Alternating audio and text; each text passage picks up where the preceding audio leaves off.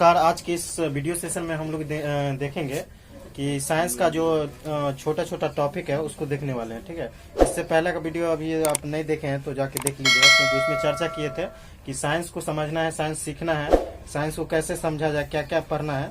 तो उसको पढ़ने के लिए हम छोटी छोटी बात पर ध्यान देंगे। ठीक है, उसको आगे लेके चलेंगे। तो उसी छोटी छोटी बात को हम लेके चलते हैं। प्लस हम लोग इस चीज का दैनिक जीवन में उपयोग भी करते हैं। ठीक है ना, विस्थापन हुआ या वेग हुआ, ठीक है, वेलोसिटी। तो आज की इस वीडियो सेशन में दो हम चीज देखने वाले हैं, वेग है और क्या विस्थापन, मतलब वेलोसिटी है और डिस्प्लेसमेंट है। ठीक है, सबसे पहले हम डिस्प्लेसमेंट के बारे में चर्चा कर लेते हैं। ठीक है, उसके बाद करेंगे वेलोसिटी के बारे में। तो पहला है डिस्प्लेसमेंट, मतलब विस्थापन है। तो इसका परिभाषा क्या है? तो इसका परिभाषा है किसी गतिशील वस्तु की प्रारंभिक एवं अंतिम स्थितियों के बीच की न्यूनतम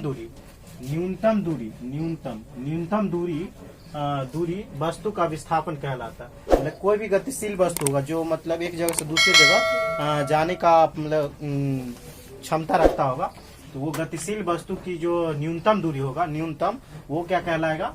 विस्थापन कहलाएगा। हम लोग यहाँ समझते हैं। देखिए, जैसे मान लिए कि हम यहाँ है, ए पॉइंट है यहाँ। ठीक है, यहाँ से हम चलना प्रारंभ किया, यहाँ आए, फिर यहाँ से प्रारंभ किया और फिर आगे यहाँ पे। ठीक है, यहाँ पे आगे। तो ये मान लीजिए बी पॉइंट पे आया और फिर सी आए। मान लीजिए यहाँ घर से हम चले, ठीक है, घर से चले, उसके बाद स्कूल आए, स्कूल से फिर मंदिर आए। ठीक है, तो इस दोनों के बीच की दूरी कितना होगा? मतलब यहाँ से मान लीजिए कि यहाँ से यहाँ की दूरी मान लो कि हो गया ये 6 है। ठीक है ना, ये 8 है। ठीक है, इस दोनों के बीच की दूरी कितना होगा? मतलब ये आदमी कितना दूरी तक चला? तो ये आदमी दूरी कितना चला? 6 + 8 कितना होगा? 8 × 6 = 14। लेकिन ये विस्थापन नहीं कहलाता है। ठीक है, ये तो टोटल दूरी हो गया। ठीक है ना, इसमें बताया गया है कि प्रारंभिक और अंतिम दूरी के बीच की न्यूनतम दूरी जो होता है ना, उसको बोलते हैं विस्थापन। ये कैसे निकलेगा? मान लो कि इसको हम मिला देते हैं। ठीक है, देखिए, स्थितियों के बीच की न्यूनतम दूरी क्या होगा? यहाँ से लेके यहाँ तक हम डायरेक्ट कर सकते हैं, ऐसे कर सकते हैं ना, ऐसे करेंगे। अब इसका मान निकालेंगे, इस रेखा का, मतलब इस रेखा का नाम क्या हो गया? AC हो गया। ठीक है, AC का मान यदि हम निकालना चाहेंगे तो क्या हो जाएगा? जैसे मान ले कि ये कर्ण हो गया, यहाँ 90 डिग्री बन रहा है। ठीक है, यहाँ 90 डिग्री बन रहा है। इसको हम सीधा करके भी बना सकते हैं, ऐसे करके। ठीक है, ऐसे करके तो यही त्रिभुज बन रहा है, मतलब फिगर बन रहा है। तो ये 6 है, ये 8 है, तो ये कितना होगा? तो हम कैसे करेंगे? तो ये निकालने के लिए, मतलब इसका 90 डिग्री सामने वाला जो भुजा होता है वो सबसे बड़ की भुजा होता है, और वो कर्ण कहलाता है। तो इसको निकालने के लिए हम लोग क्या करेंगे कि दोनों का स्क्वायर करेंगे। ठीक है ना, रूट में करेंगे दोनों का स्क्वायर। 6 × 36 और उसके बाद 8 × 64 होगा, 36 हो गया, ये 64 हो गया, तो कितना हो गया? 100 हो गया। ठीक है, और ये 100 का वर्ग कितना होता है? 10। तो AC की जो दूरी हो गया, AC के बीच की दूरी, वो कितना हो गया? 10 हो गया, 10 सेंटीमीटर। मान लो कि 10 सेंटीमीटर माने या मीटर माने, जो भी माने रहेंगे वो हो जाएगा। तो तभी आ रहा था 14 सेंटीमीटर। तभी क्या आ रहा था? 14 सेंटीमीटर। ठीक है, मतलब 8 और 6, यहाँ से यहाँ तक आदमी आया, यहाँ से मंदिर आया, मंदिर से फिर मान ली कि स्कूल आया, स्कूल से फिर मंदिर आया, तो यहाँ से यहाँ की दूरी इसका कितना हो गया था? 14 हो गया था। टोटल वो 14 चल के आया, लेकिन डायरेक्ट इस रूट से जाएगा, इस दूरी से इस बीचों बीच, तो क्या होगा? 10 सेंटीमीटर। मतलब तभी 14 सेंटीमीटर जाना पड़ा, अभी कितना जाना पड़ेगा? सिर्फ 10।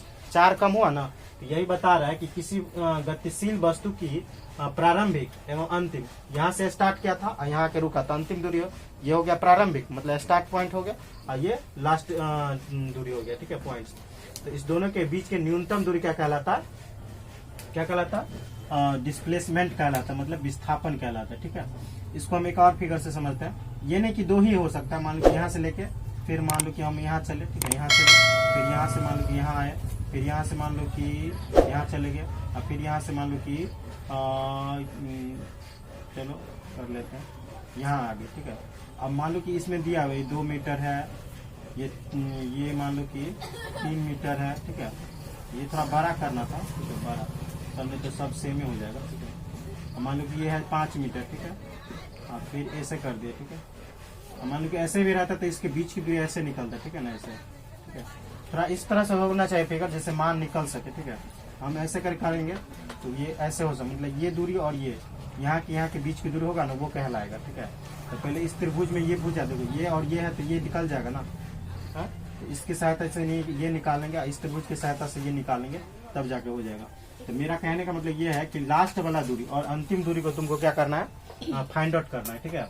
तो वही बता रहा था, अंतिम दूरी और प्रारंभिक दूरी और प्रारंभिक मतलब पॉइंट और अंतिम पॉइंट के बीच का जो न्यूनतम दूरी होता है, डिस्टेंस होता है, उसको क्या बोलते हैं, विस्थापन बोलते हैं, ठीक है।